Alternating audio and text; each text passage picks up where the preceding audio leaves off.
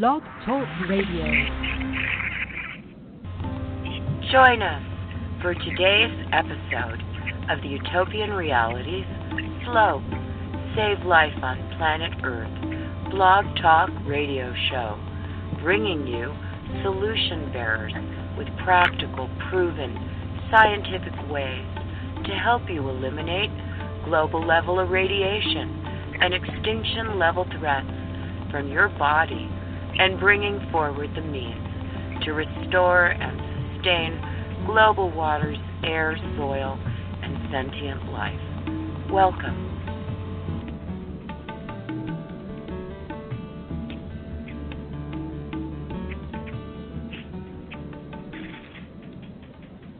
Greetings, everyone, and happy Memorial Day to our listeners. For this very special Memorial Day show, our guest is Professor John Surl, the godfather of free energy, speaking freely for the first time in 2 years. Professor Searl is the inventor of the Searl effect generator, SEG technology, of which several working units were built and demonstrated in the UK during the 1950s. Born in England on May 2nd, 1932, John Surl experienced recurring childhood dreams that led him to design a revolutionary electrical generator fueled only by rotating magnets. The opportunity to create his design came during his employment in 1946 at British Rewinds Limited as an apprentice electrical engineer. Further development of his design was accomplished during his employment in 1953 as foreman at Midlands Electric Board, when Searl was challenged to build the unit or vacate his position. Searl built the SEG. The unit was set aside as a novelty, owing to the fact that England was restructuring their electricity grid system for nuclear and fossil fuels. Funded by independent financiers, Searl continued development of his device, wading through unsuccessful offers to bring the unit to the marketplace.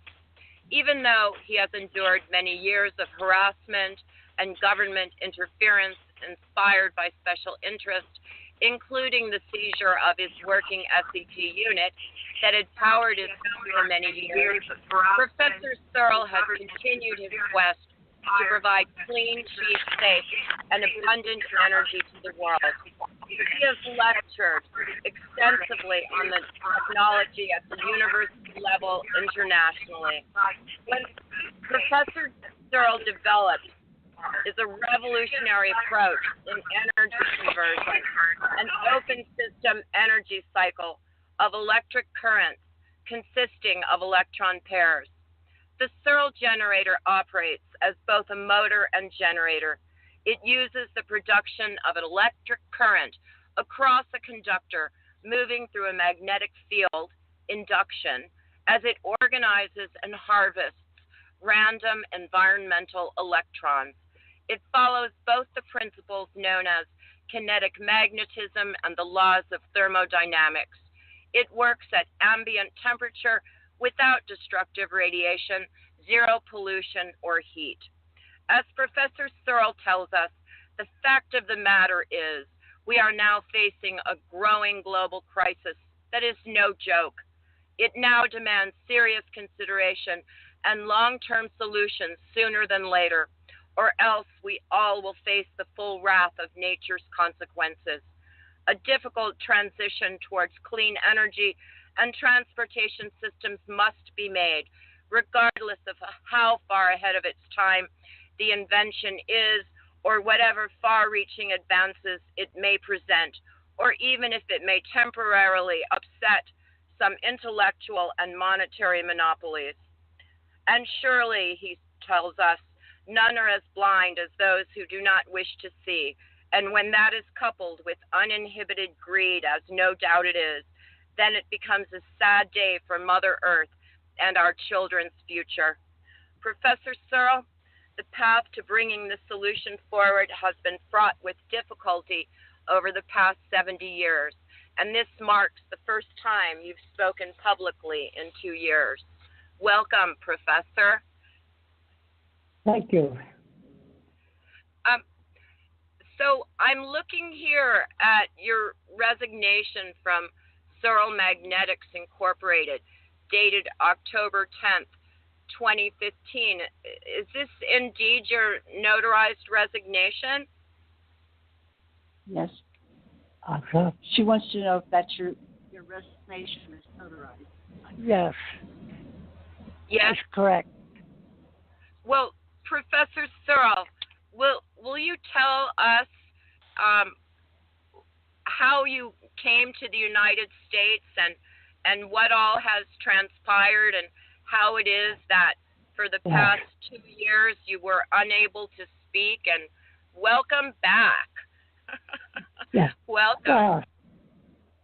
What people don't realize is that I was kidnapped from my home, which I had just paid out a lot of money to make it suitable for my house.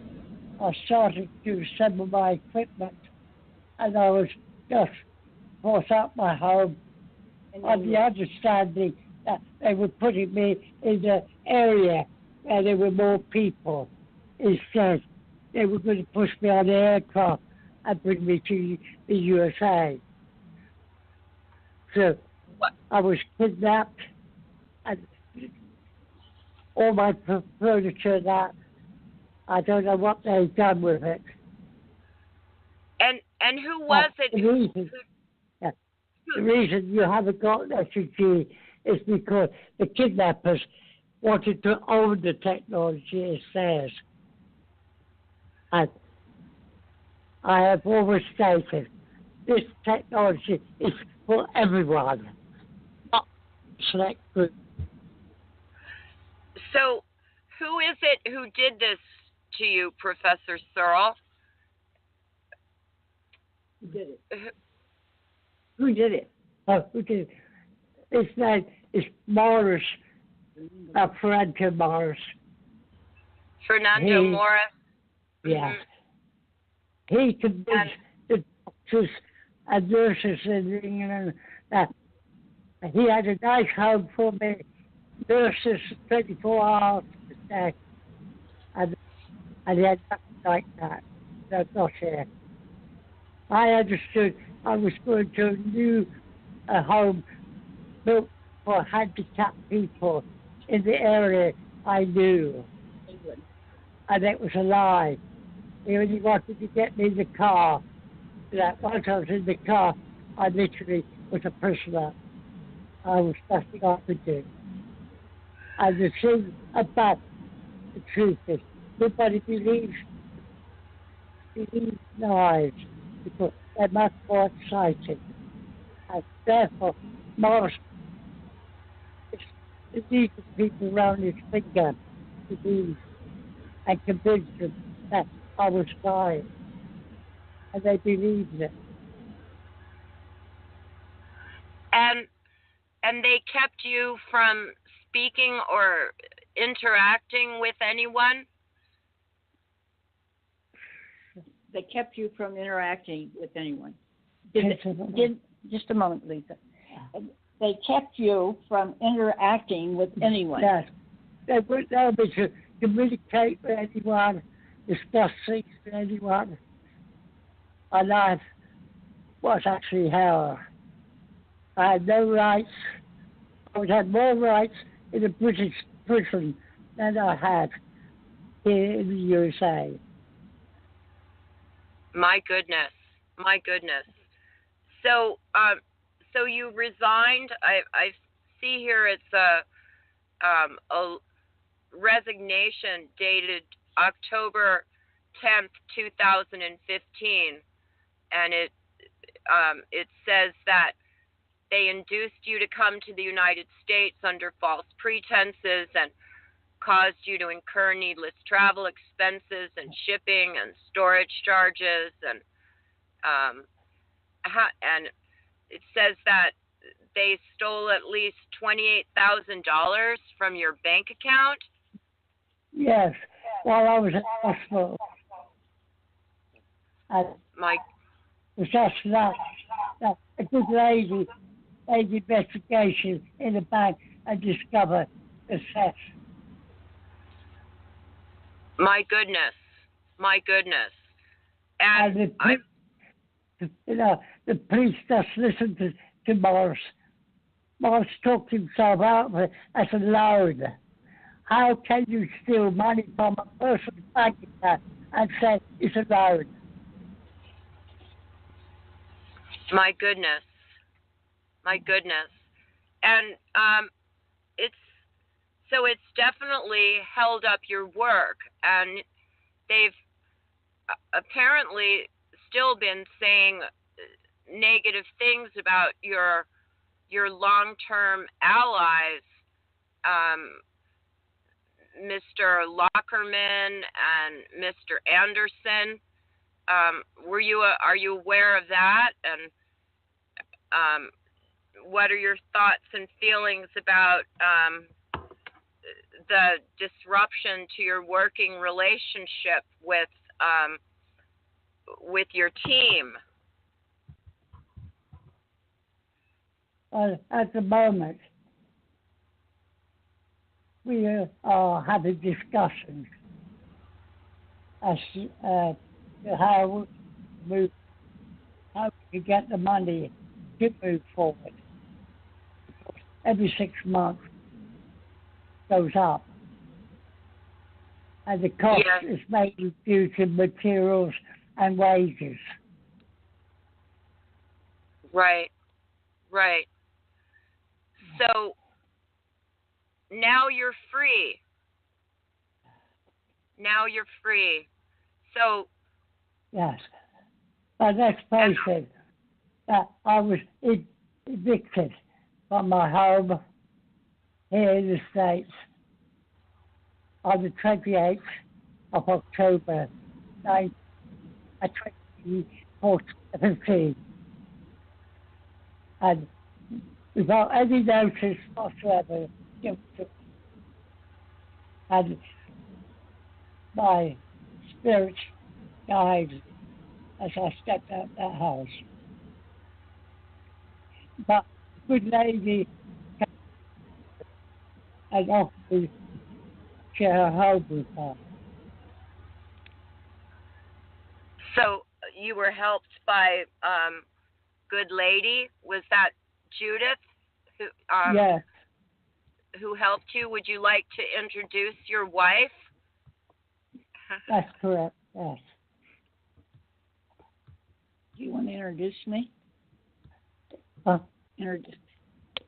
Just remind you that he is very, very hard of hearing, and so I'm trying to interpret for him. Yes, we very much appreciate it, Judith. Clinical death since I was a few days old. Okay. Anyway, I had a baby.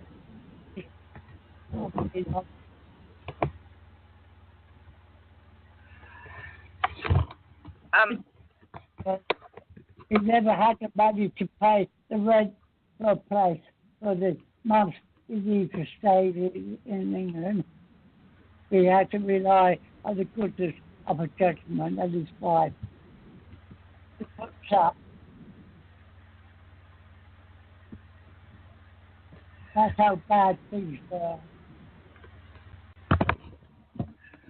So, Professor Searl, tell us what it is that the SEG can do for the world. Tell us, please, about your life mission and where we can go to better life for all people. But the SEG is a golden egg. Only if we all work together to clean up the mess that we made. It will supply the clean energy needed, clean water needed, clean air needed, and of course better crops if the water is better that they're living on. And the animals we depend on to survive are better looked after. The energy can only supply the energy. The rest we have to supply, like the labor. So how does it work? Tell us how it came to be.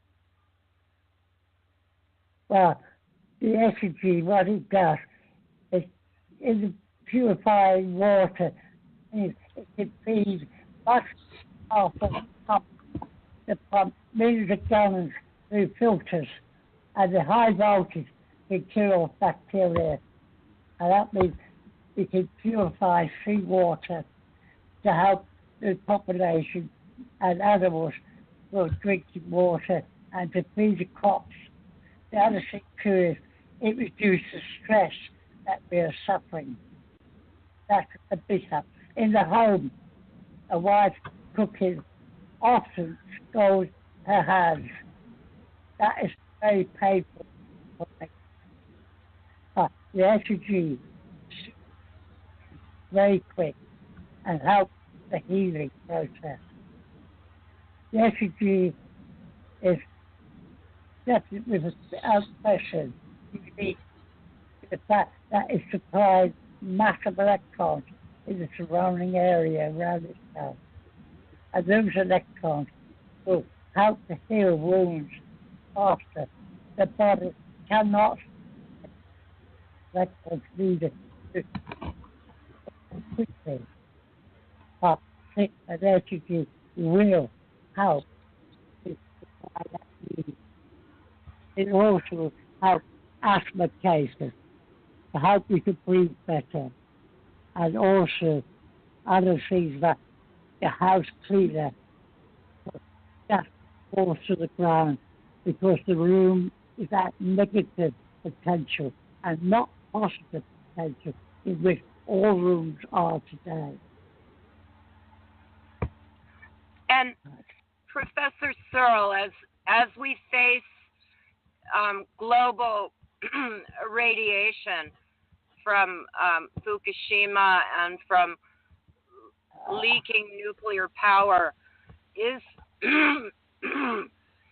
there help inherent in the SEG for ameliorating problems with radiation? Yes, a large SEG will naturally reduce the radiation of any radiation leaks because it can add protons, electrons, neutrons to the surrounding area, which normal generators cannot supply. The SEG can clean up the radiation. That was demonstrated in 1964 in our lecture I gave, where radiation material was brought in and was measured before put in the generator center, and then measured again after taking it out, and was demonstrated against which watch that the scientist was wearing. He showed that the noise now from that radioactive material was less than the watch he was wearing. It proved 100% that an SEG can be built large enough to handle radiation. So give us a picture, if you could, Professor Searl, in the best of all possible situations, of how the SEG could help address the problem at Fukushima. What would that look like? She said, if you could do a picture of what the SEG would look like in Hiroshima.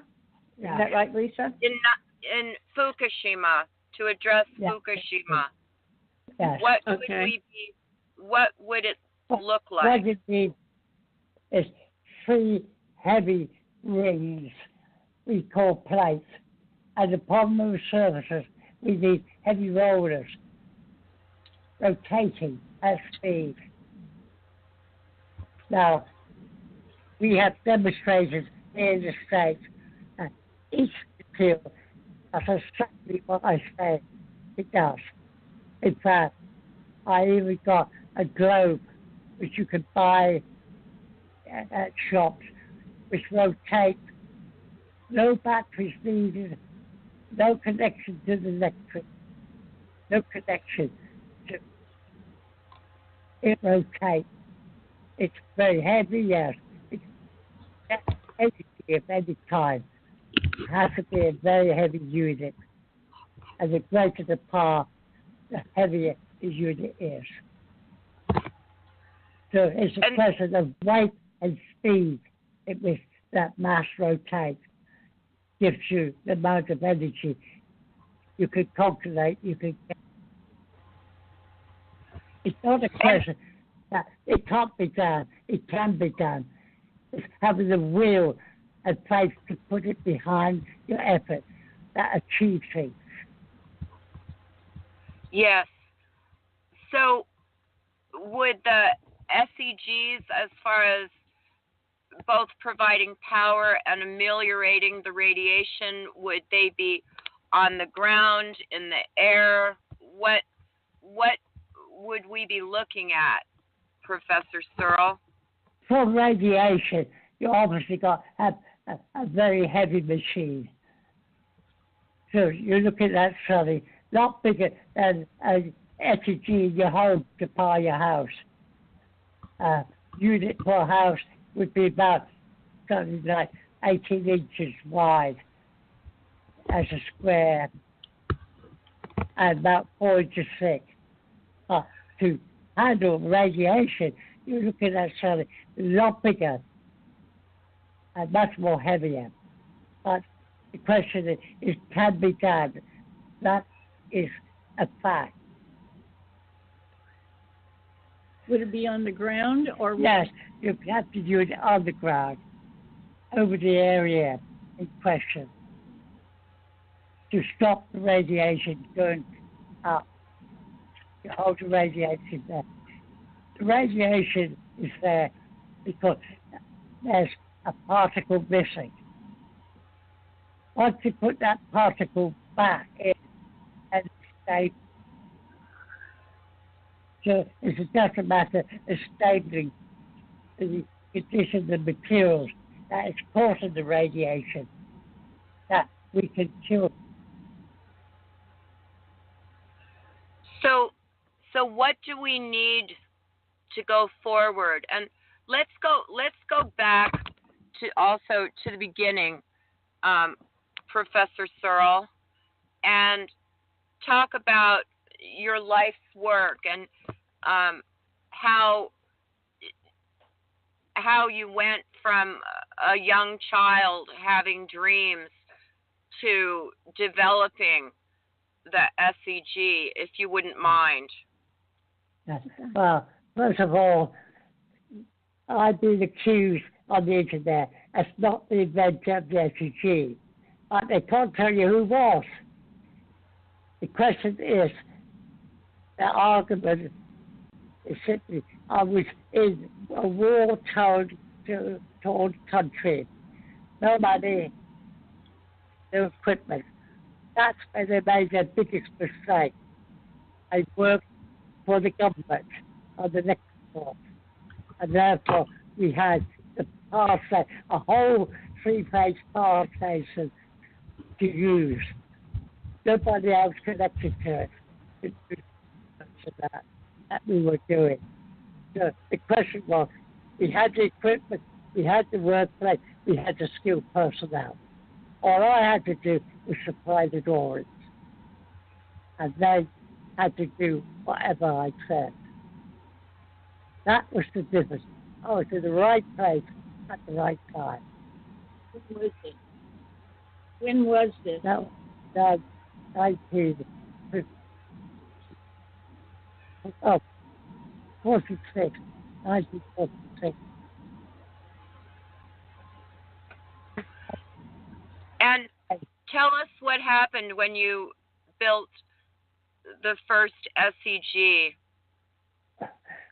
When I built the first one, when I made it, I assembled it, it went to the ceiling, which of course, it wasn't expected to do that. So naturally, I decided that if I put a heavy weight like lead underneath, it would not lift off the table.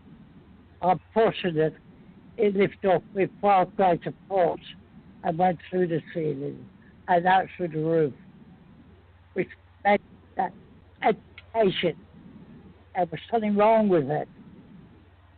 The scientists were saying it could not possibly lift up, or lift up and over the edge to disappear.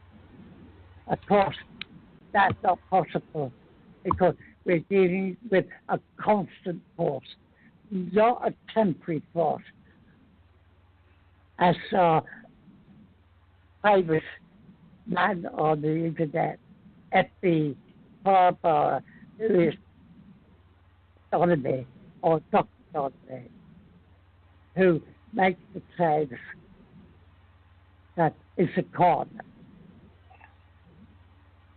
Of course, everything is a con until it's mass produced, because that's what the people think, because they cannot make it.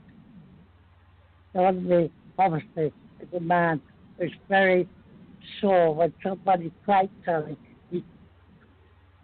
and that applies to basically everybody who resents inventors when they talk about what they are inventing. Okay. So what happened after that?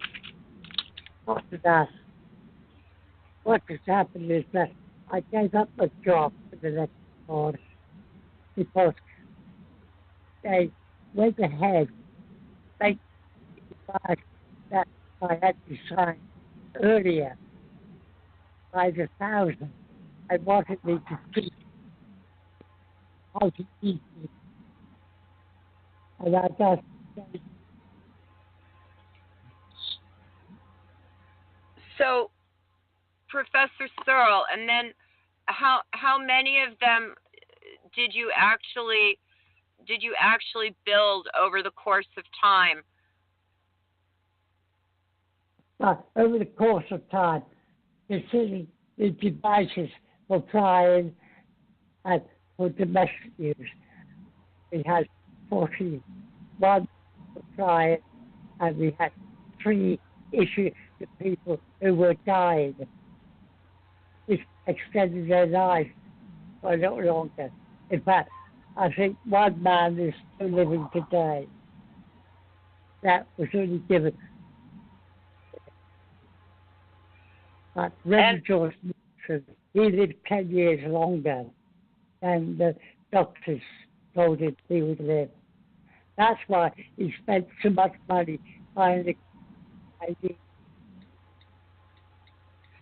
How is it that the SEG has healing capabilities?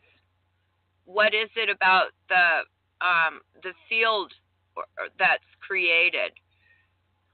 Yeah. The SEG is a device which runs like a Liberty device. It floats on a magnetic wave. In other words, we could say it's a linear motor operating on a magnetic river. And sometimes in the past, scientists called it bubbles, magnetic bubbles. And why does it help people that are ill? Why does it help people that are ill? It helps people. The trouble is when we ill, we are not short of something in the system, either electrons or some device that hits. The SEG supplies this missing link. It's all around us. The trouble is that in the room, you're are at a positive state because of the electric we're using is operating on the positive state. When we switch this to a negative state, the dust in the air falls to the floor. The dust carries germs and things that are not in our best interest. So in other words, the germs which are bad for your health is on your floor that a vacuum cleaner can clean up. That's why you have a cleaner room, a healthier room. And that's why you don't get stressed. I used to work a whole week without having to go to sleep. I used to have big 10-hour meetings with the media through the day and then do a 12-hour shift or even a 16-hour shift on nights. Normal people cannot do that because you have to recharge. And because I'm working under the SUG, I'm always being recharged with the leading supply of energy that I need. At the moment, if I had an SUG just now, I would be able to move about quite easy and less pain. And that is coming, which no other generator, to my knowledge, I'll say to my knowledge, that maybe no generator that can do what the SUG can do. So Professor Searl, what do we need to do in order to bring the SEG forward at this time? What needs to happen? But the best solution, as I've said so often on the app, we need a center point where people could donate $1 a month or whatever they can a month to constant supply money for buying materials and that to the research. Remember, the SUG is a entirely new type of body. It has to be brought to birth. Got to learn how to use it. We've got to learn how best to use it at this time. And it's possible that if we all work together, we would see success. We would see achievement because we work all together in unity. The pyramids were never built by one man. It took a team of people working under a leader. The same with NASA going to the moon. No one man did that. It took a team of people dedicated to work together to achieve it. And President Kennedy had the right answer. We work together, we can make America a far better place. And if you try to do good, somebody will bump you off. And that's the problem. He was a good man. I have a communication problem, so I know that he was indeed a good man. You knew President Kennedy, didn't you? You knew President Kennedy? Yes. President Kennedy loved this technology. He wanted into Air Force Base to back it. But later, after they could find no inertia. And because of that, it was outside their understanding. And therefore could not fund the work. So, when you hold the bar, which I usually demonstrate, and you have a roller sitting on the end there, you hold it, you let go, and it moves at speed. Where is the inertia? There is inertia, it's negative, not positive. And what that major was talking about was inertia. He couldn't find any positive inertia because there's no such thing as negative. And that's the problem. I'm sorry, I didn't hear what you last said. Could you please? The last part of it. The trouble was that the major could not find any inertia because the inertia was negative. That they will not accept negative inertia. They will only accept positive inertia. And because of that, this is like on the work. And that's the trouble. Yes? And within that, you're saying also, I believe you said that the speed of travel with the SEG is remarkable, very different from what we're looking at with rockets and other flight. Is it not? And why is that? The speed of the SEG moves at a greater rate than rockets or. Yes. And why? There is one major thing about the SEG. It makes all the atoms of the shell to line up and travel in one direction only, whereby in rockets they are going all over the place, thinking about, and therefore causing things like heating and breaking down of the structure. The SEG is called all atoms flow in one direction, cannot break down. Tissue just cannot break, cannot separate. And that's the beauty of it. And so, in terms of equipment and getting back to work,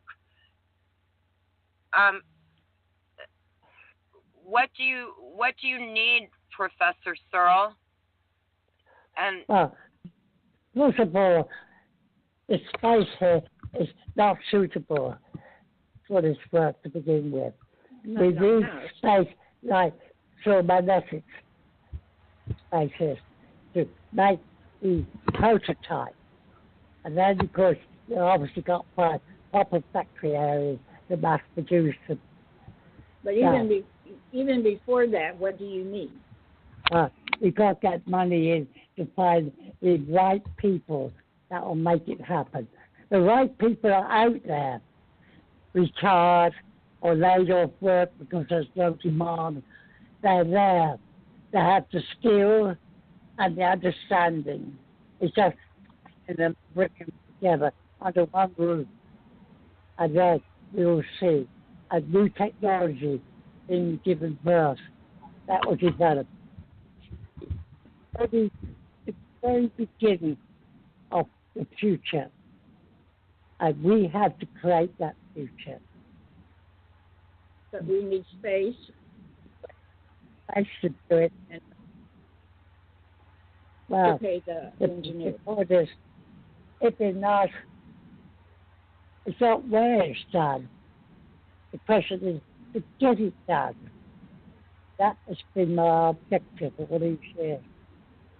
I don't care where it's made, long it gets into production to ease the dying state of this planet, so that everybody can live better, less stress, animals less stress, more human towards animals. But you need several $1 million in order to be able to pay to do this. Yeah. Today, we get into production. That's one production line. We're looking at probably 6 set up that production line and get it running. So this had to be very disturbing what you just went through. And are you still involved in clearing that up with Mr. with Morris. Mr. Morris and Mr. Wendell? Where does that stand right now? Well, those two are criminals, and they have to be brought to justice, because people will never believe it until they see they're in court on charges. Then they'll believe it. Can I interrupt? Can I add to that, Lisa, is that the issue was that his bank account is in England. And when we went to the authorities here, to the police station, why they could not intercede, so they said, because the account was in England and it was international. When we went to England, why Barclays Bank said they couldn't intercede because the event had happened in the USA. So here we are between a rock and a hard place, and though after consulting with an attorney who said they probably had cause for doing a lawsuit, John is not in a position to fund that. So it's sort of at an impasse at the moment. They have acknowledged their part in it being done and have said that it was a loan. And so when they spoke of it as a loan, why the police department here in California said, well, we can't do anything because it was a personal loan. John happened to be in the hospital last March and April and was then transferred to a convalescent home. And it was during that time that the event happened, but we didn't find out about it until September, when he was able to acquire copies of his bank statements and saw the events that had taken place and the monies that had been removed. So that's sort of where we are with that situation. I see. And there was also equipment that has been lost. That's part of the manufacturing process, thanks to those gentlemen. Is that correct? It seems to be, yes. A lot of all of John's personal possessions that were transferred from England to here are now in a storage unit in California. And it's the size of a semi-trailer packed from one end to the other and from the floor to the ceiling is how much equipment and books and his personal possessions that were transferred from England. So in the home we live in currently, why there's not a facility that can accommodate those kinds of items. So they're still in storage. And some of the equipment is in a facility that was used as a lab that we could not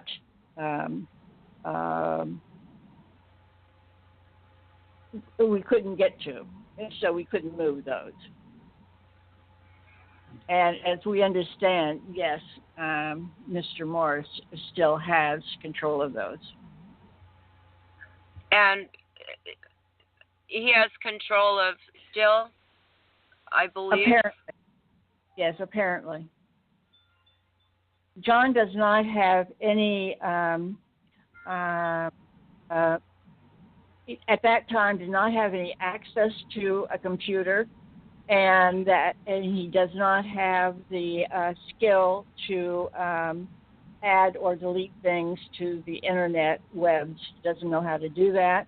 His computer skills are pretty rudimentary. So there was no way that he could or can still interact with the web. So yes, the other people that were interceding, quote unquote, on his behalf, have manipulated those facilities, those communication places. I see.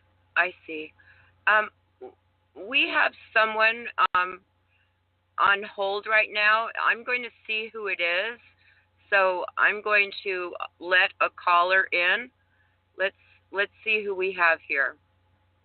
Okay. Good afternoon, 619-303-3136. Welcome. Who are we speaking with? Yes, it's Fernando Morris of Searl Magnetics. And Oh my goodness. I'd like to participate to give both sides of the story because what I'm hearing is twisted and false. I think we should get the facts straight if I'm willing to debate the issues. Well, hold on a moment and let me see if Professor Searl is amenable to having a discussion. Professor Okay, thank you. Searl? Do you want to have a discussion with Fernando on the line? No. What's our limit? Say no. No. All right. Because it's a matter of a court to deal with.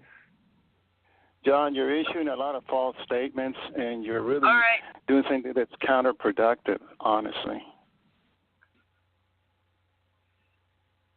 I just muted Fernando. So shall we not continue this conversation with Mr. Morris, Professor? Yes, I don't wish to speak to him. Okay. All right. Okay. Sorry, Mr. Morris, but we're not going to continue speaking with you. Okay. So that was interesting. Let's see. We have another caller calling in. Let's see who that is. Good afternoon. Good afternoon. Yes. Would you like to identify yourself? Hello. Can you hear me? Yes, we can hear you. Oh, hello. Surprise, surprise, Johnny. It's Deborah. Oh, Debbie. How are you? I'm glad I caught the show because I just finished things.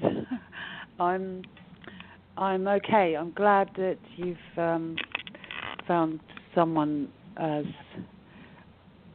lovely and for the earth as Lisa. Oh, thank you, Debbie. I'm so glad you called. I got your email earlier, and so I'm glad that you rang in. Where are you calling from? I'm calling from Somerset, in England. Wonderful. Just down the road from where John was kidnapped a few years ago.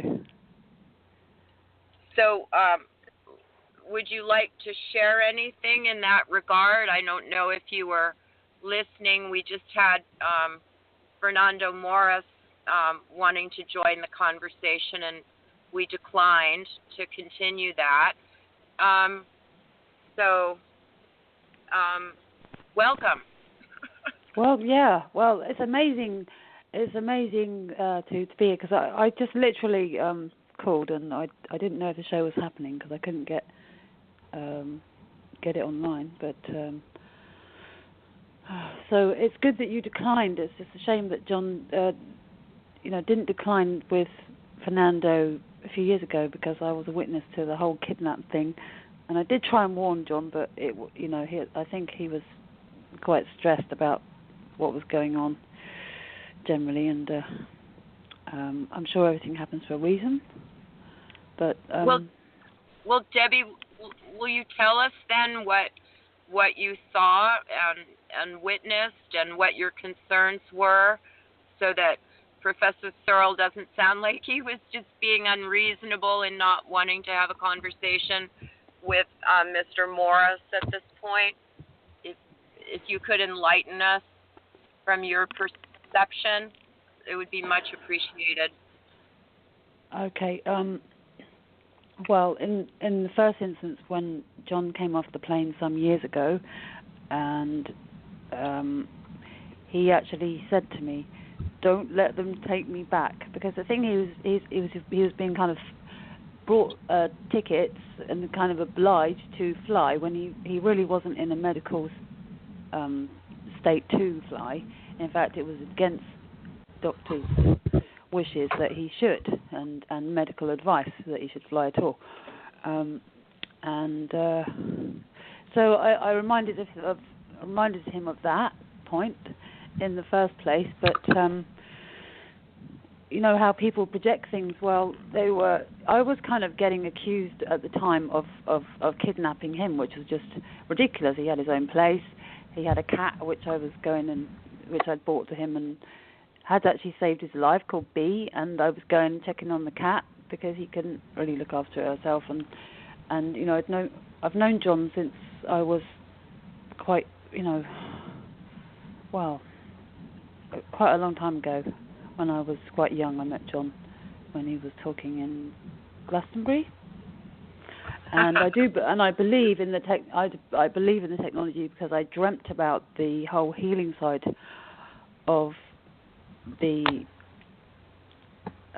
technology just literally the night before I met him. And you know, I know that there's a thread of truth through the whole thing, even though it all got a bit lost in the mist and confusion of everything that happens around it sometimes. But anyway, I could see that what was happening, and they were not being honest, and they were, there were these, there were a few, they were like bully boys really, and because I was being accused of kidnapping, they were sort of trying to say that I was trying to control him or whatever, which was ridiculous because he had his freedom then. He was in his own place in his own country, and I got to see him a couple of times a week, so it was a pure projection on their part of what they were doing, and it was quite obvious what was going on, that they were trying to take control of him, really. And also I know because some years ago in 2005 I'd invited John to do an event in Scotland, and that's when Fernando met. I think he just emailed him prior to that, but he actually came and met him in Scotland, but he'd kind of changed during that time quite considerably, Fernando, from that time that I met him in Scotland, and I met Brad, and some things sort of happened from then, but it was also very frustrating because of this, so many times I saw John being tricked and lied to. How so, Debbie? How so? How so? Well, quite often, usually John could see that, and sometimes you wouldn't know that John would see that, but he'd be sort of playing them along just to kind of get them away. But sometimes I think he was put under so much pressure that, and also there had been people that had invested his money, and so it was being, he was put under a lot of pressure. But the thing is that, as I understand it, because Fernando actually confessed to me when he came here that he'd been going gambling, and that he'd kind of somehow tried to justify it or whatever, but it wasn't his money to gamble. And there are people that really want this technology to happen, so therefore it's just playing on everyone's goodwill to, hope to want to help the earth, and then just taking it for himself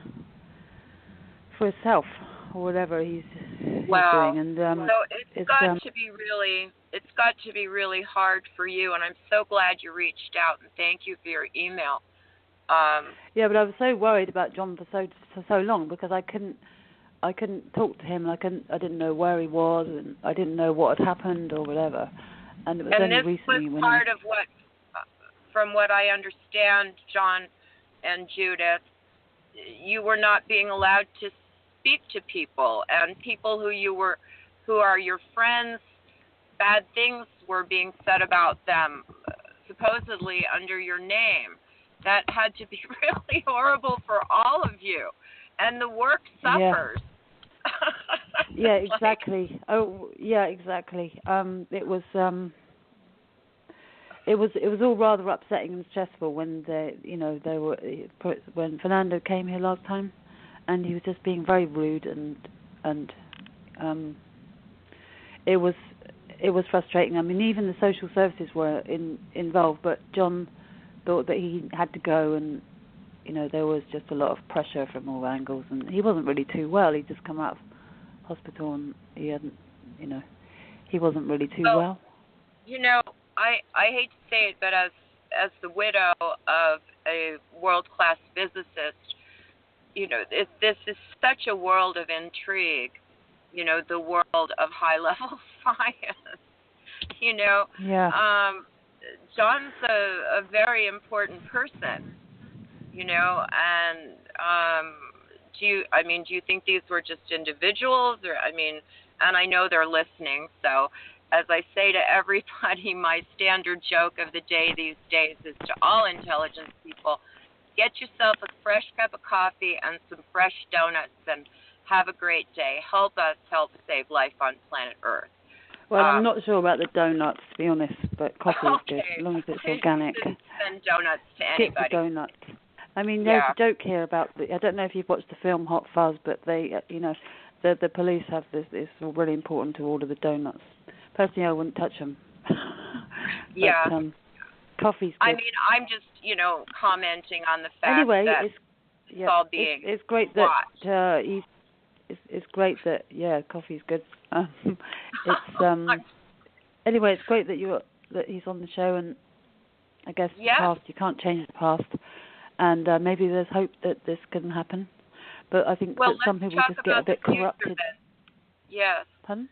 So let's get you and John and Judith all back into the conversation. And first of all, I want to say, and I think we may have another guest with us, because we're celebrating today that Professor John Surl is free to speak and carry on with his work. And it's Memorial Day.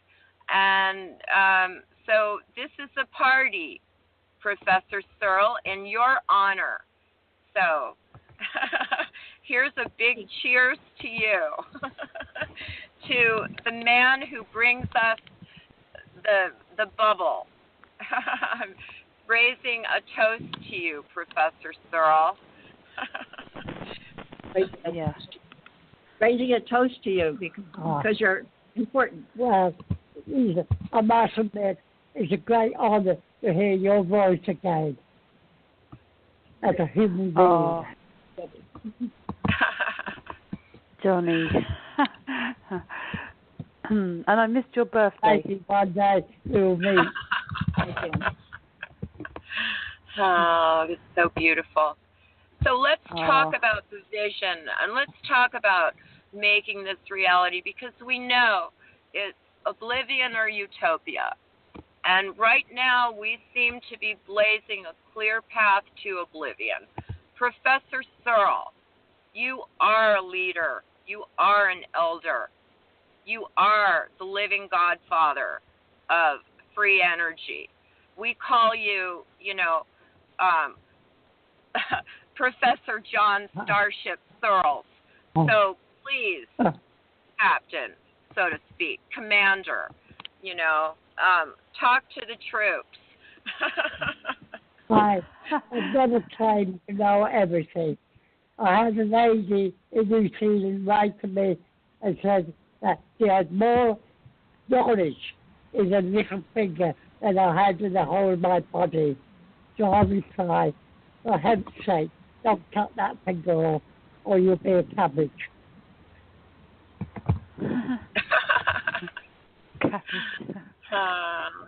So, Professor Searl, I told you, that my late husband was into electromagnetic acceleration, and I have sitting here by me, and I'm holding in my hand 5 round magnetic marbles that my late husband used to use. I told you he had gone to the University of Bonn in West Germany, where he wrote his dissertation on the effect on the Earth's core of nuclear testing by China, Russia, and the United States. And like you, he was given the vision of these flying things and built one when he was about 16. And his sister and his brothers swear to me they saw it, and like yours, it flew away. And he used to tell me, and so I'm sitting here holding these round marbles. What is so special about these magnetic things? What's really going on here that we need to master and bring forward for the betterment of humanity? So, as I said, no one on earth can know everything, because so far not everything is known. It will take centuries to learn what the truth of the past was. We are digging it up, and we're finding that it's different to what we can taught. We assume too much. We've got to stop assuming. We've got to get down and find the reality of what's involved and solve our problems. Not by illusions, but by hard work. It can be done. Paradise can be achieved, but it calls for hard work, and it calls for everybody to work together as one. Then you can move mountains. Again.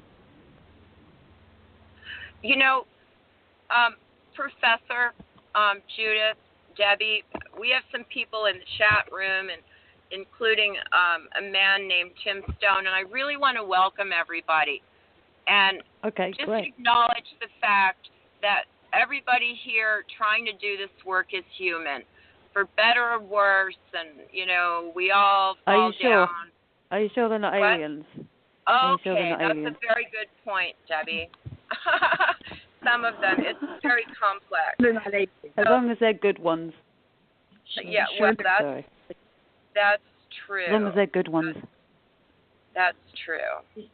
People and Debbie said, "Are you sure they're not aliens?" I know. I've been called an alien many times. Yeah. No, but jokes aside, back to Earth.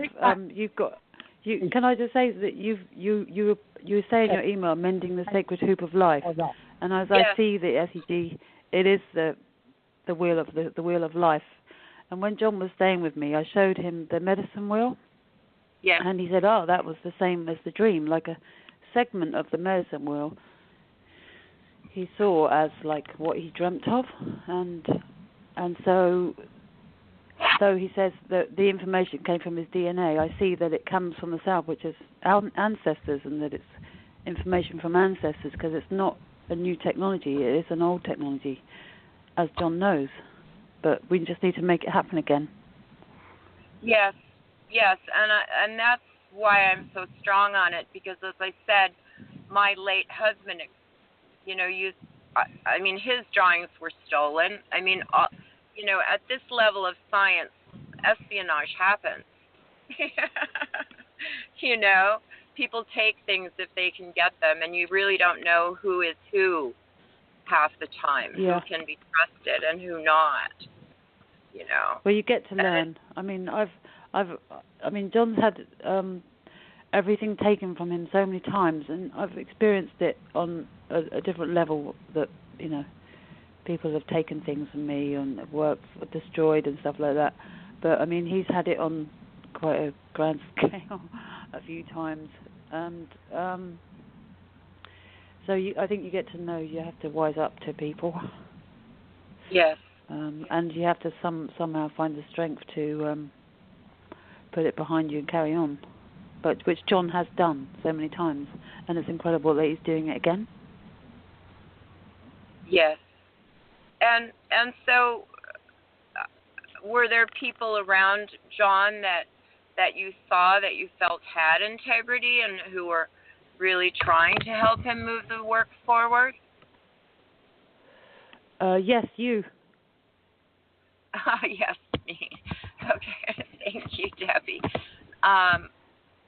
Because I have to say, because obviously we're talking in a fishbowl, but you know, I've been when I realized how serious the global irradiation problem is, that, you know, we're sitting at a time when, you know, conceivably Fukushima Daiichi, it's, you know, it's burned down into the aquifer. It could still explode.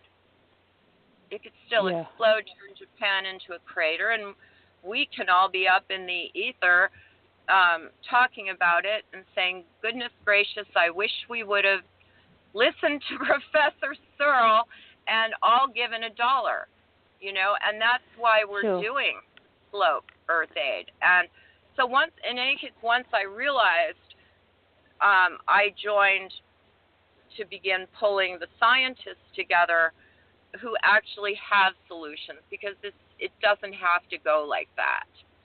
We don't have to all die and all life on Earth die. We have to, though. I think the thing is that that's the point, is the life on Earth, because too many people just want to make it for their own means, and you know, there's Fukushima, but the whole planet is damaged, and we need to have an SEG, which is like the medicine wheel, and we need to have it on all different points of the planet, and it will then really start working on, you know, healing the whole of the planet. So we can't have, you know, everyone wants to own it, but it needs to be everywhere. It needs to actually be on certain points of the planet, because it is a whole planet, and it, you know, one part affects the other. It's a living organism. And the humans are actually at the bottom of the totem pole, not at the top as they thought. How so? Can you hear Debbie? No, keep quiet. So Debbie, I'd like to say, here in America, a gentleman named Bradley Rockerman has used the film record of my lectures, meetings with me, and they have done 140-something broadcasts, some of which, like Coast to Coast, was 3 hours long. And we've done all we can to try to get people to understand the truth and the determination of trying to make the world a better place for everyone. And my key words were, give the power to the people. So that they can have a happier life. So Professor, how do you feel about Mr. Lockerman then?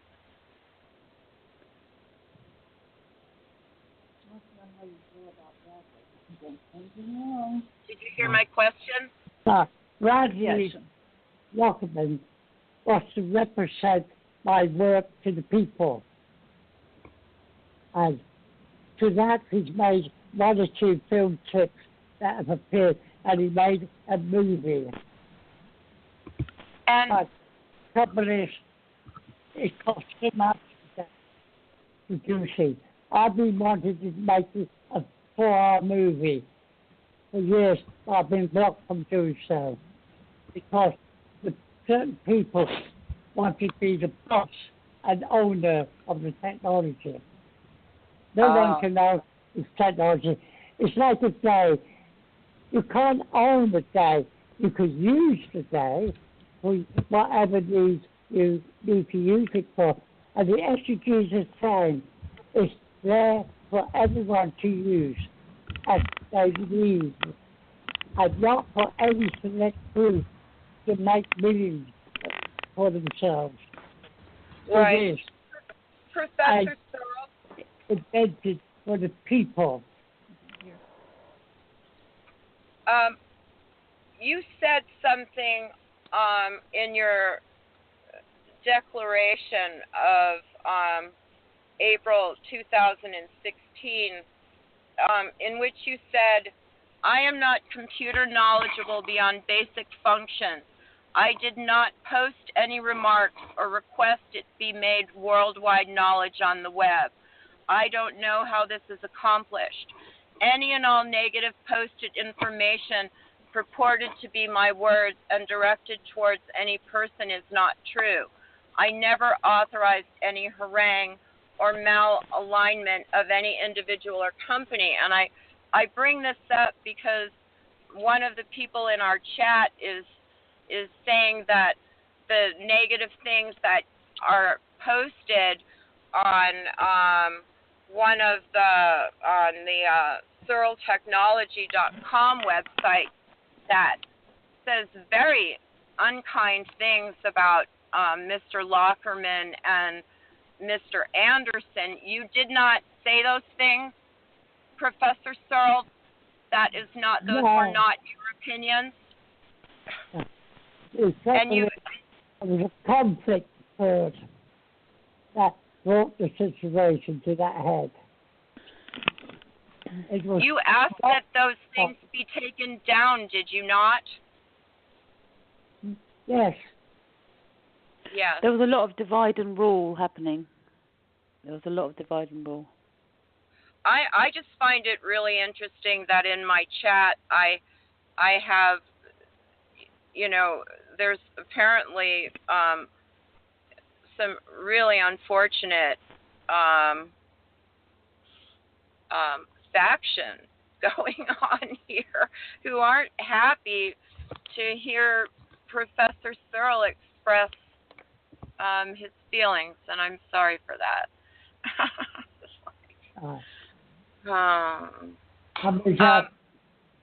I've been slandered on the internet. I've been called all the horrible things that one can be. But then, let's face it all the great names come through the same condition. They all had to put up with it. Because I try to look for the good in people and not the bad. I agree. Yes. I seem to find the bad most of the time. I try to accept it from everybody as true. But then, if they start off, honestly, money goes to their eyes. The dollars of the till ring up, and then they become greedy. And greed and ignorance are the two worst mental deceivers there are on this planet. And they come together, they create all the wars that been and will be. They create all the terrorists and religious groups that will stay together. We must change that. We must learn to live together as human beings. And that's the civilization. We all want to be individuals and live in our world. Yeah. It's all just gossip anyway. All together, work wonders. Why is it so hard for people to understand that? On your own, that's little you can do. We must work together to get achievements. There's nothing impossible except that the state of your mind makes it so. This is true.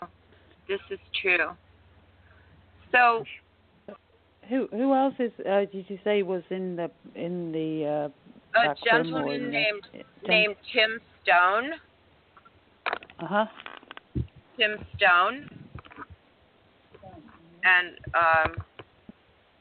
he's saying that that all of the book pages are his own words, that he changes his views 180 degrees. He, you know, so what book? What book? I'm not sure. Shall I ask? Oh yes, please. Is that all right, John? I just wanted to know who else is wanting to talk. Are they for this or against it? There's a chat room on this where they're talking. So I just feel like I've got my back to people. Yeah, I guess I'm the only one who can see this chat here. It's on the episode page. But so let's back to work and back to making the SEG a reality. Because I've been honored to have been working with Russ Anderson and Bradley Lockerman as the chairwoman of the White Buffalo Nation Utopian Reality Slope, have been seeking out those people with actual solutions to bring us to utopia rather than oblivion. And I would love... I think your name was mentioned a few years ago. Was it not? But I think Brad, I seem to remember Brad mentioning your name a few years ago. It may be, but I'm sorry that there's all this discord, but I see a very capable team that's in harmony and united, and the goal is to bring the SEG forward, because those things that will remediate radiation are desperately needed. I'm not sure what the RAD levels are across England, but across North America, some say that we're above evacuation levels pretty much across all of North America right now. Right. So, we have to get on this. Yeah. And it seems that SEG is also an important part. Some say that the work that John Hutchison is doing is showing success. Those at the level of creativity with real transmutational capabilities, it's a very small circle.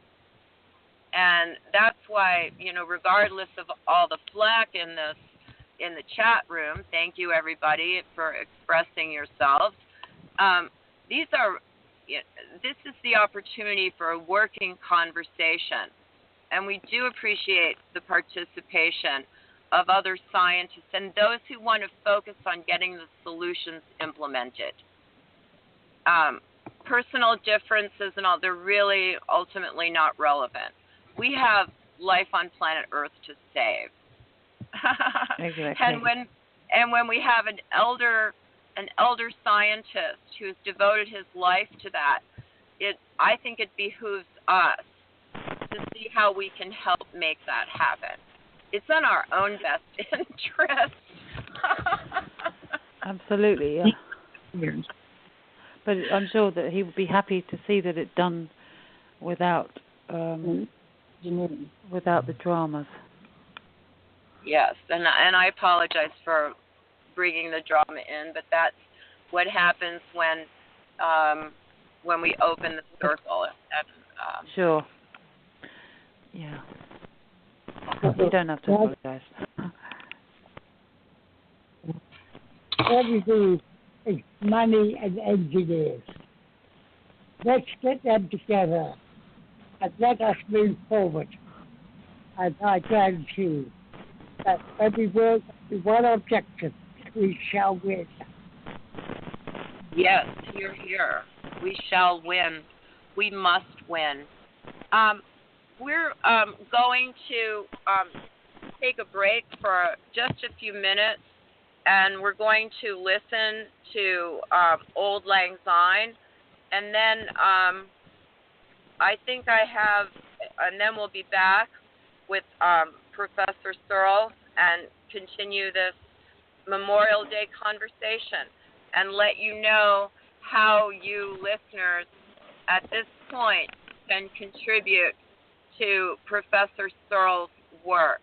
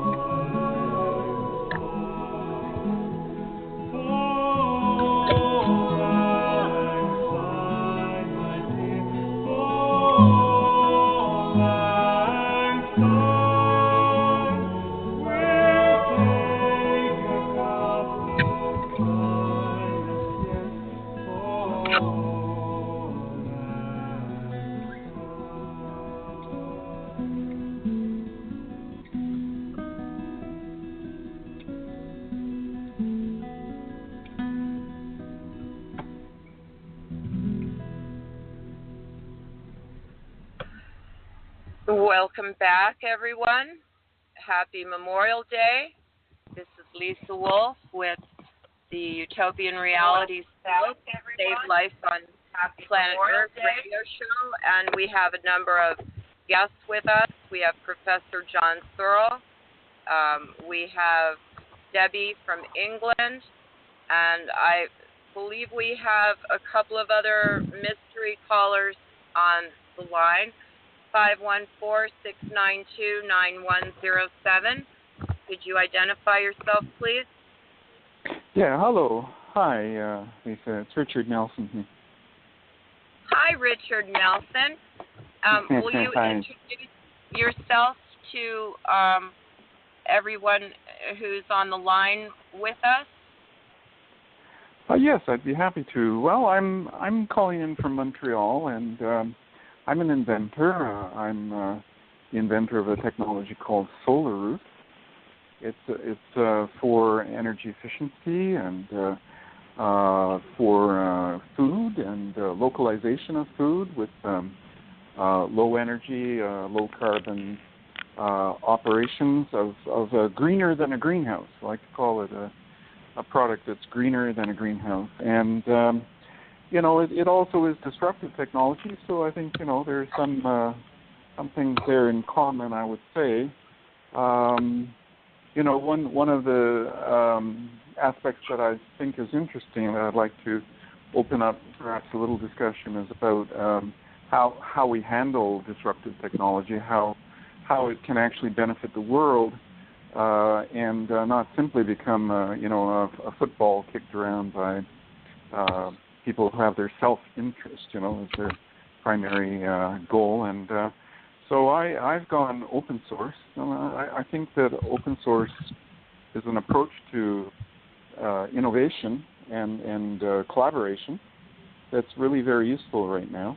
And, I thought I might throw that idea in this year. Professor Searl, did you hear Richard's opening a discussion about considering open source?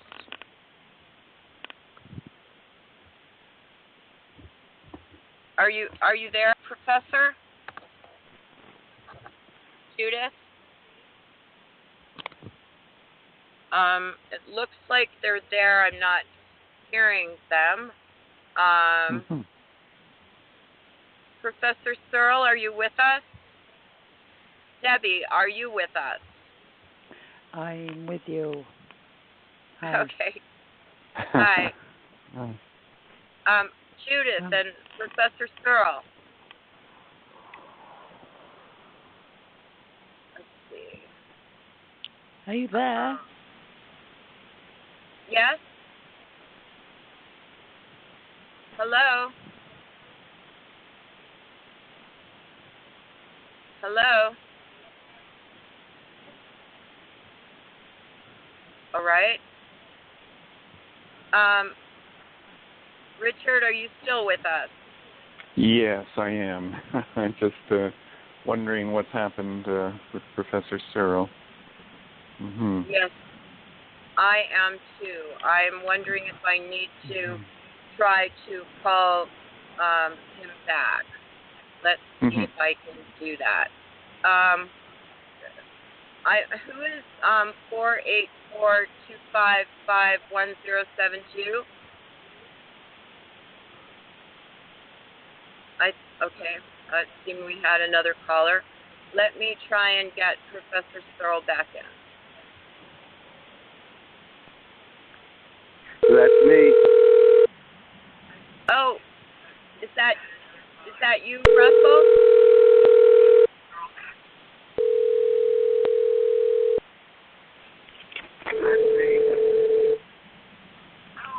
That's Russell. Professor Searl? Yes. That's yes, me. we're back. 484-255-1072. That's Russell. Okay, good. Welcome, Russell. I'm not sure who we're ringing now because we're all back in. Okay. So, Richard put the question out as to whether or not, I'm not sure what's going on with the sound now or why it's continuing ringing. I think we may have lost Professor Searl. Yeah, we have an echo on the line right now. It's pretty bad. If people can mute their mics, perhaps. Yeah, let me try and dial Professor Searl again. Okay, I muted it. Now there's a slight delay. Yeah, I wonder what happens to Professor Searl and Judith. They're on the line. Hello. Okay. We're back. Hello. Okay, good. We're all here now. And now that's all right. So it's Lisa, Professor, and Judith Searl, Russ Anderson, Debbie, I'm sorry, I forget your last name. It's actually Deborah, but Deborah Knight. Deborah, and Richard Nelson. And let me put Richard, okay. Interesting. Okay. So Richard had just asked a question about open sourcing. And I also wanted to give Russell an opportunity to enter the conversation, introduce himself, say hi to Professor Searl, and then take Richard's question.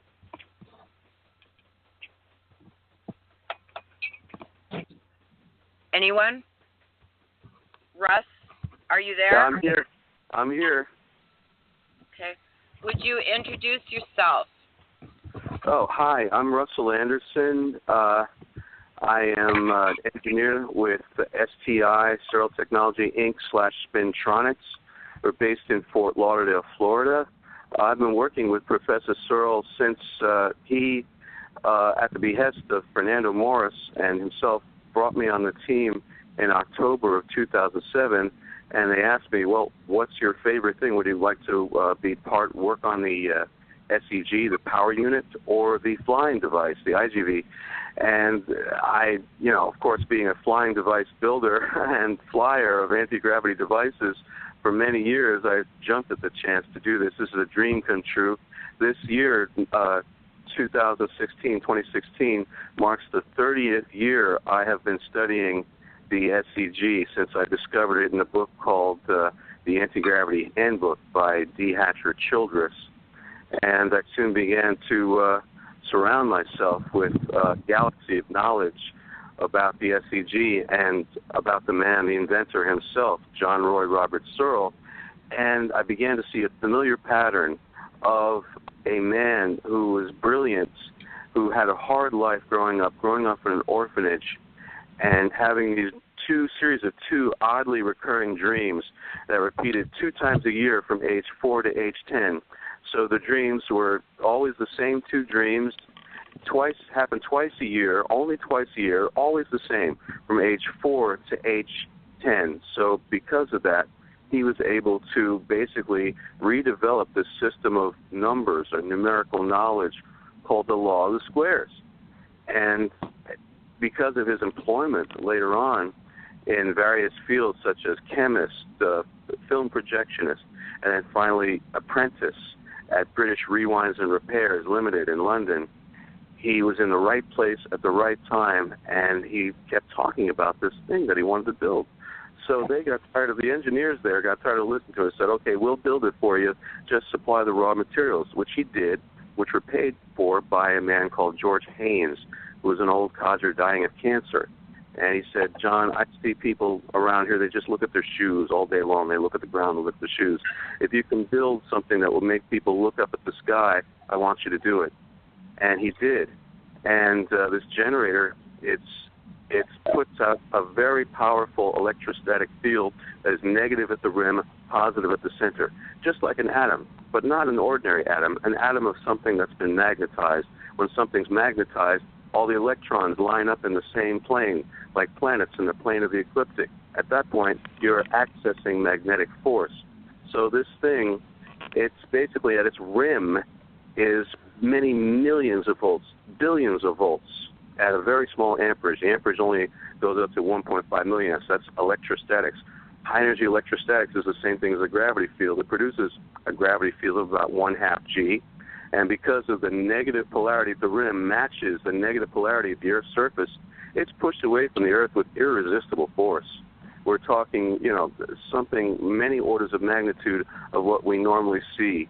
It's more in harmony with nature because it utilizes Victor Schauberger's technology of implosion, which is how nature coheres the zero-point energy. And because of that propensity, when it overloads and superconducts on the atmosphere, which it does quite readily and easily, it can be used as an aerospace drive, and it was in 42 built craft, many with onboard radio control, 12-meter band ham radio. And later on, a lot of people were interested in this aspect, the flying aspect of it. And there was about 13 old-age gentlemen. They formed the Searl National Space Research Consortium, and they paid a lot of money for these discs to be built. I think the P-11 was a 10-foot diameter model, and that weighed about 4.5 tons when it was finished, 4.5 tons. And that was housed in, I believe, Archangel, Russia, for safety's sake. There's no place to house it in the UK. And these things are, not the safest things to have around because of the high voltage. And they were just kept running and then taken off for tests with radio control and controlled at several ground stations by ham radio enthusiasts who had a special access code that they were given to control and turn the discs in their flight around the world. And a lot was learned about space and what body material to use after leaving a couple of them up in space for years to test the effects of the space environment on different body shell materials and that sort of thing. And it has always been my dream, my most fervent dream, to travel to other planets and planets around other stars that we've been observing lately. Because now, back when I was in school, we didn't even know about any other planets around other stars, and now we know about thousands. So it's been my dream, and because of this technology, it has no inertia. Dr. Gabriel Lippmann discovered that charged bodies have, depending on the polarity, different inertia than uncharged bodies, and because charge is not in mass. So if you charge a body with electricity, the right polarity, it will have no inertia. And that's very important, because as something goes faster and faster, it gets heavier and heavier, it develops more and more inertia. Well, if you're shielded from inertia because of a space charge in your mass, you're shielded from inertia. You can go much faster than the speed of light, according to Miguel Alcubierre's 1994 warp bubble calculations, which have been conceded by the scientific establishment. Well, you need a lot of energy to make that warp bubble form, but Dr. Harold White of NASA several years ago determined, well, you don't need nearly as much energy as we think. We only need the energy equivalent of a Voyager spacecraft. So the amount of energy produced or cohered from the vacuum by an overloaded and superconducting SEG is, it's many millions of volts. I think it's like something like 10 to the 12 or 10 to the 13 volts at 1.5 milliamperes. So that's a heck of a gravity well to propel your gravity well and hill to propel your spacecraft. I highly recommend people look at the work of Dr. P.A. LaViolette, who I saw in Colorado Springs in 1990, July 1990. And I've been reading about his work, and it shows how definitely if you have the facilities and the money, you can have starships of the type of Thomas Townsend Brown and Professor John R. Surl at your disposal. You just need the money, and certainly the military has deep pockets. And my friend, my younger colleague, Dr. Richard Dolan, calls this the breakaway civilization. So yes, I believe that somewhere in various underground bases in the USA and around the world, there are definitely a breakaway civilization which has utilized this technology plundered from people such as Thomas Townsend Brown and John Roy Robert Searl.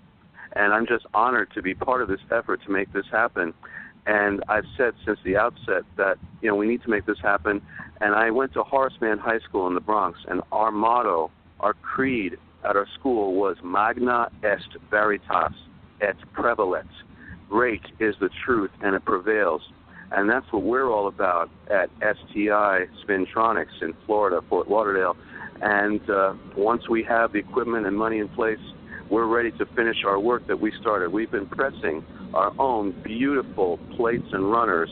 They're not segmented like they should be, but we have solid runners, solid plates, 6 elements, a level 6 square. So that's the one that Paul Brown used, which is, of course, he got that formulation from the Gunnar Sandberg Searl newsletters, the SNSRC newsletters. So Paul Brown reproduced that. It overloaded, superconducted, and did not fly because it was shorted out and shunted before that happened. But before that happened, wiring, which would have taken about 1 megawatt to burn. And this is from a device that is simply a single plate and runner gyrocell that has 1 ring and 12 rollers. You need a minimum of 12 rollers. And that was set into motion by induction. And the result was that the associated wiring burned up. So we can see that a device about the size of a telephone book produced or cohered this much energy from the vacuum.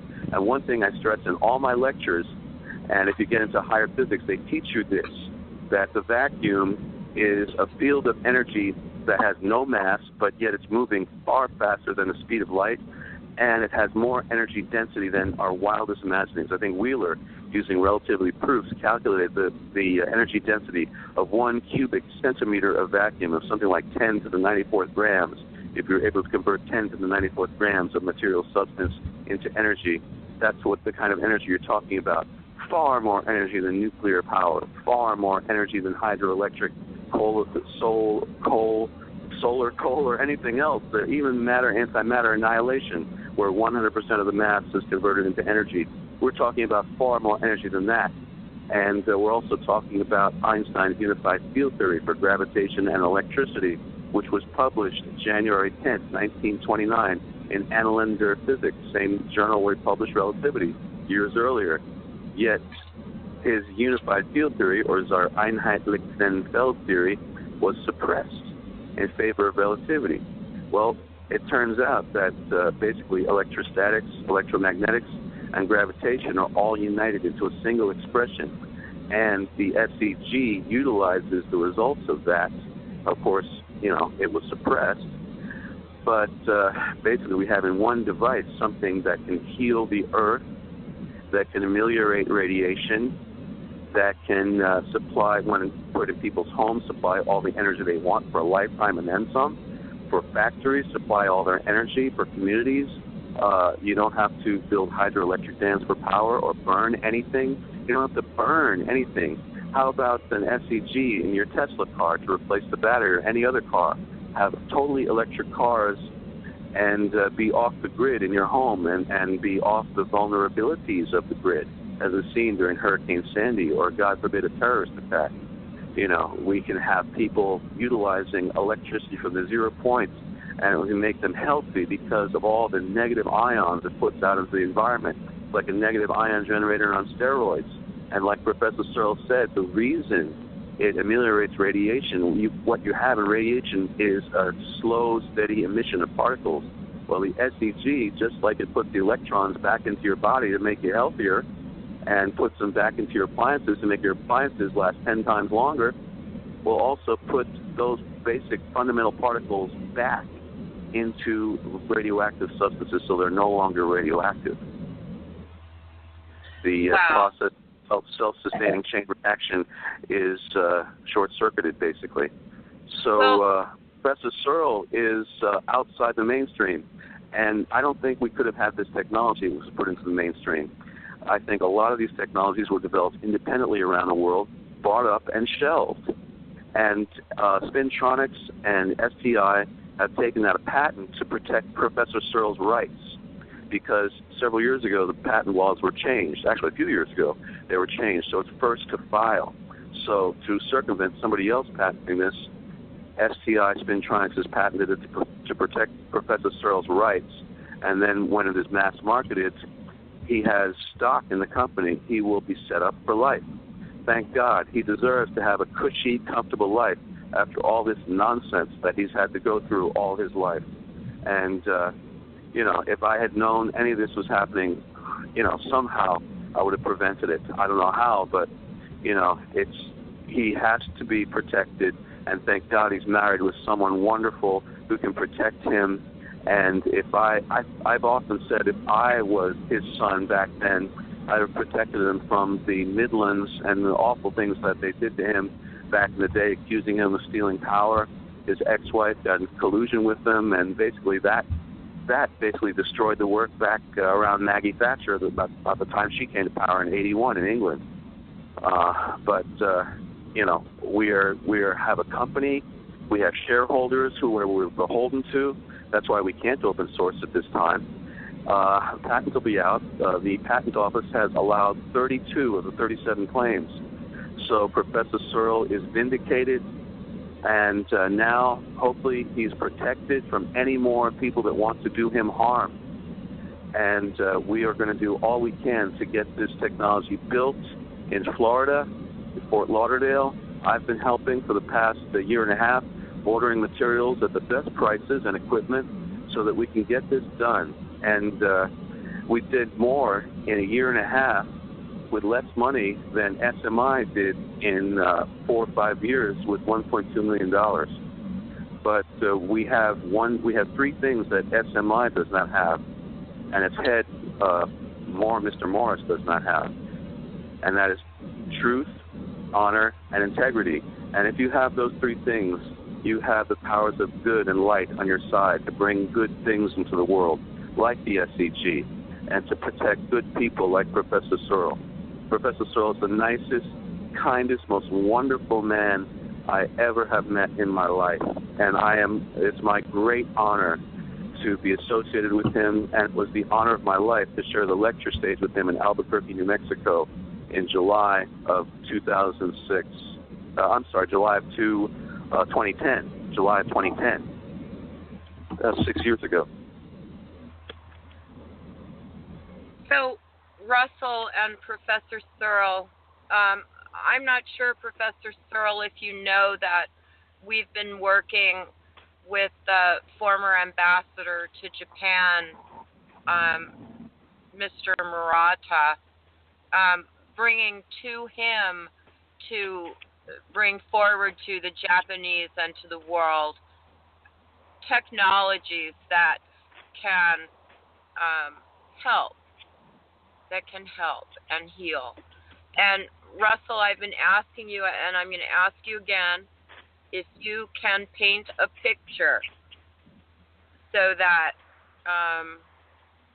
this is an open message to the people of Japan and the world. We actually have about 14 minutes left. It's been almost 2 hours that we've been speaking, and I realize that I want to turn, these often into working science forums.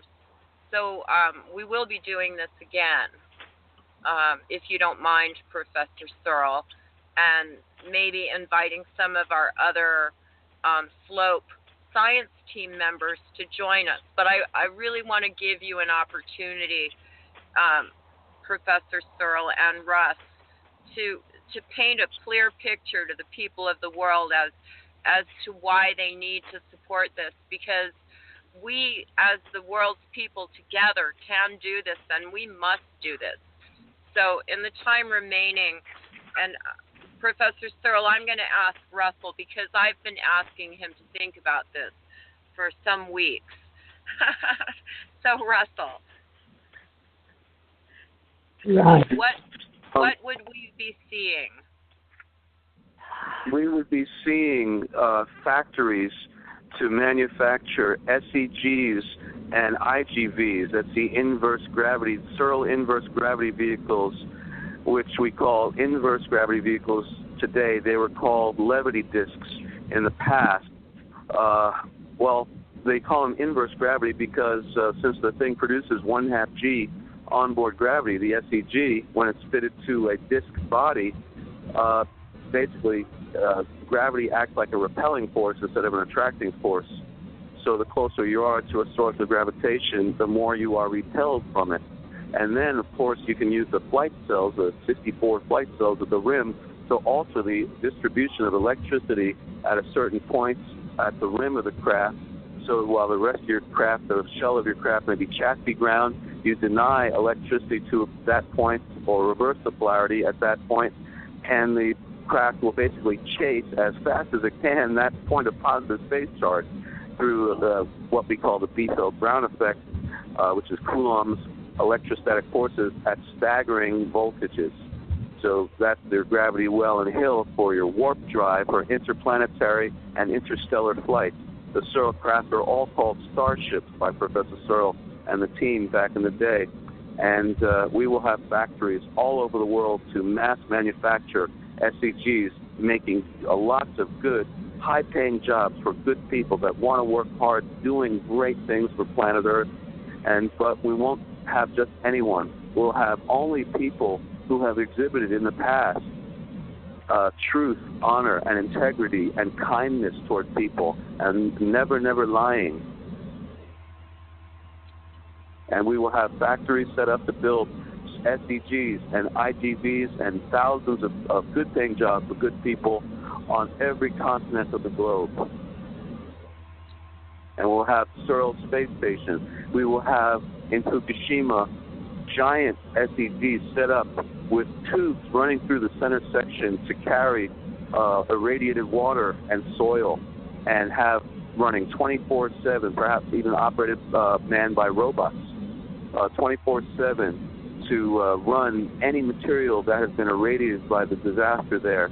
And we do the same thing in Chernobyl, and do the same thing anywhere there have been radioactive spills and radioactive contamination. And oh boy, we are going to have a golden age, the new age, the much prophesied, much ballyhooed and prophesied new age is here, thanks to Professor Searl.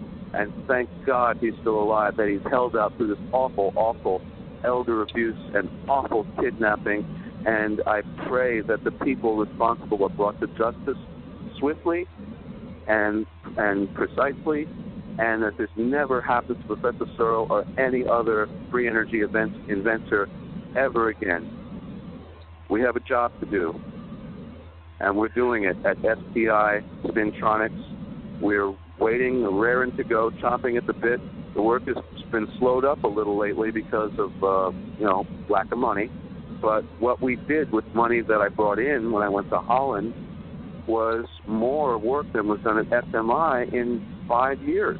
And I don't know why. I wanted to go into the laboratory and start to build stuff. I'm a builder.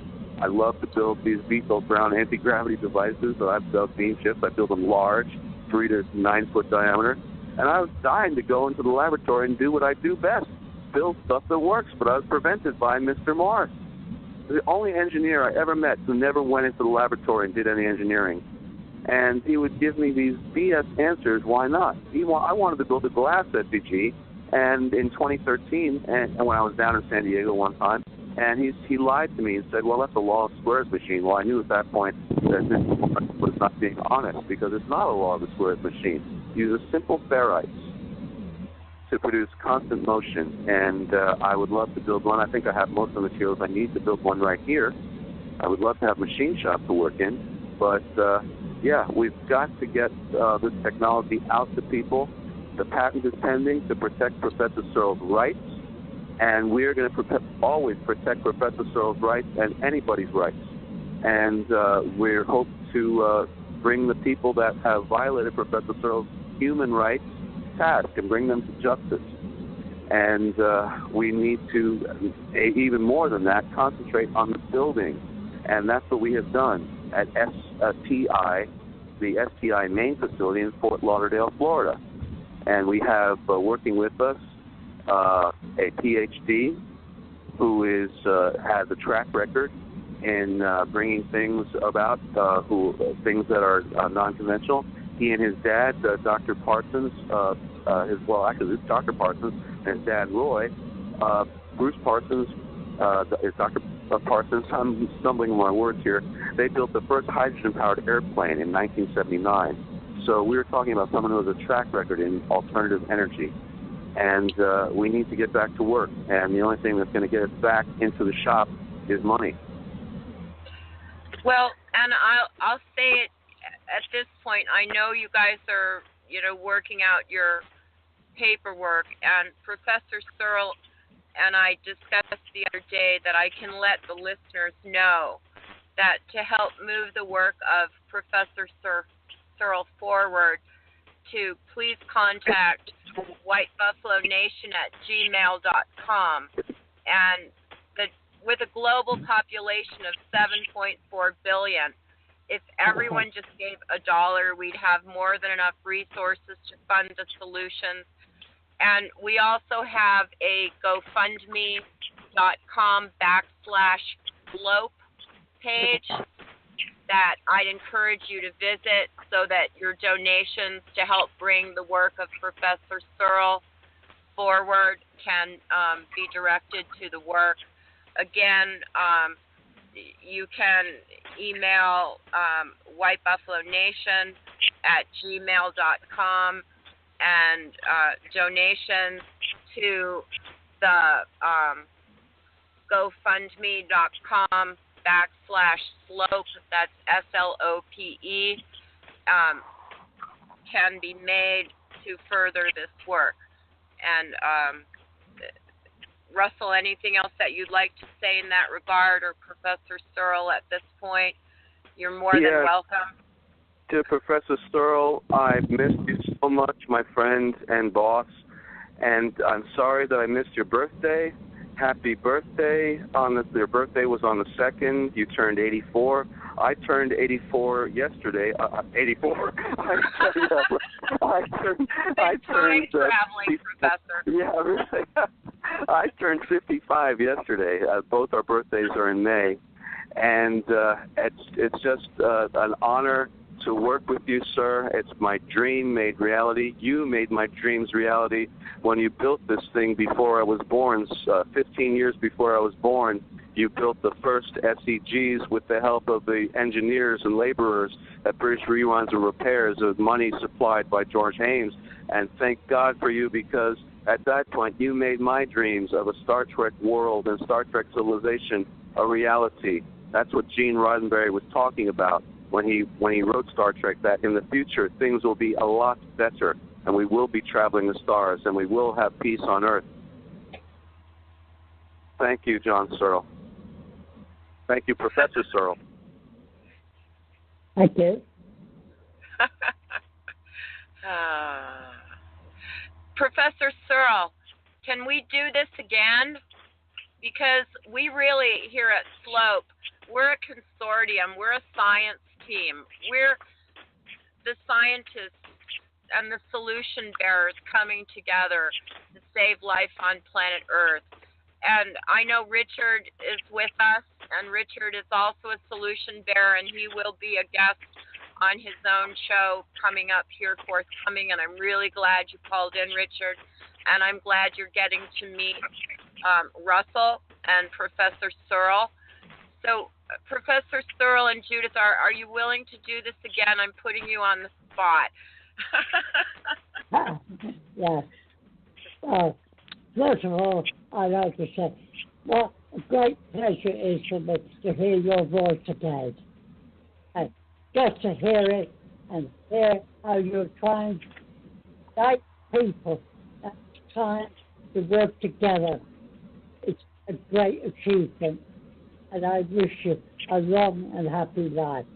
In the meantime, I will continue to do whatever I can and whatever money is available, because we need that money.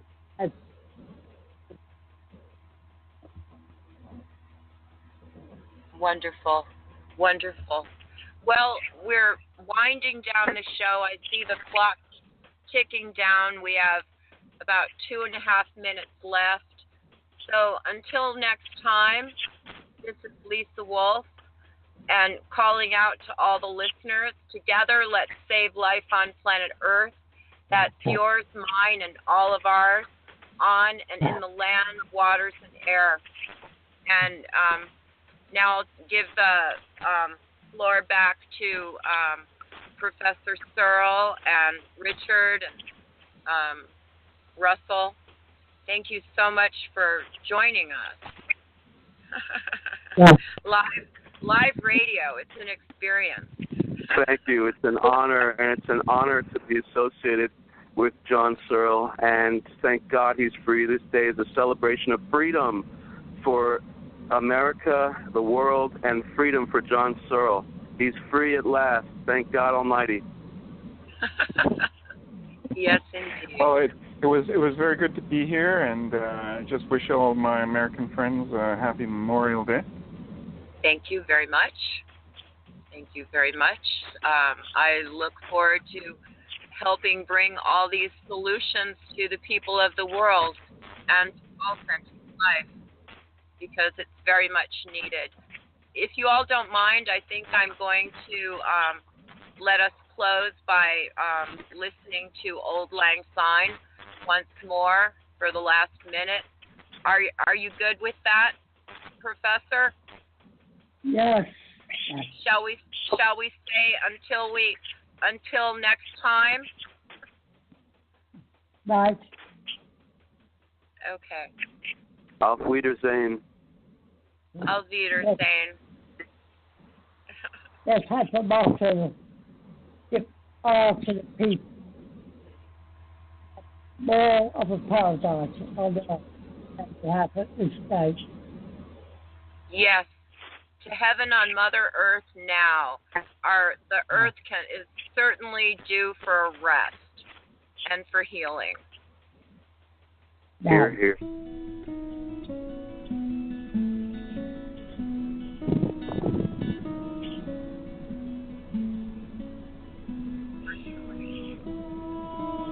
Here, here.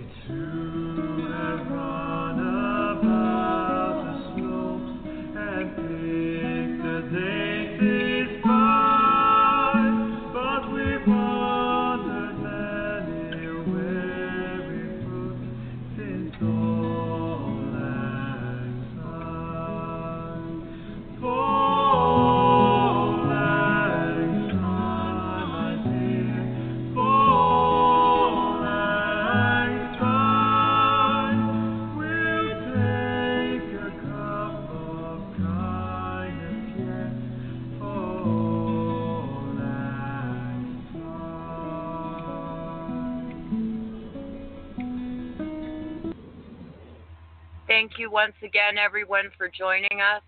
Until next time, happy Memorial Day.